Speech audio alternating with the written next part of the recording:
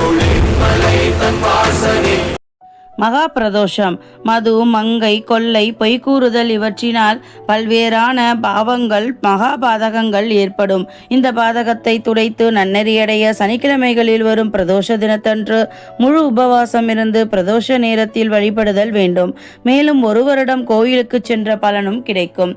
சனிக்கிழமை பிரதோஷ காலங்களில் ஈசனை தரிசிப்பதால் சகல பாவங்களும் விலகி புண்ணியம் சேரும், சகல சௌபாக்கியங்களும் உண்டாகும்.